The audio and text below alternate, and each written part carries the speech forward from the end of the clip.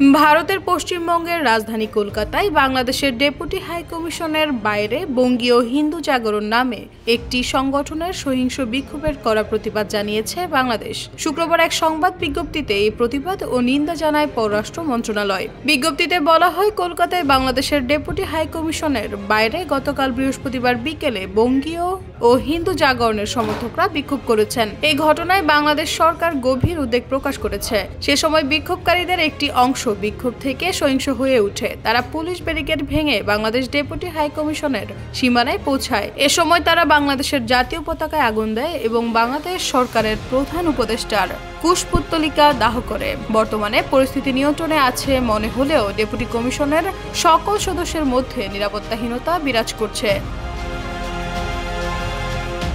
News desk, ভোরের পাতা।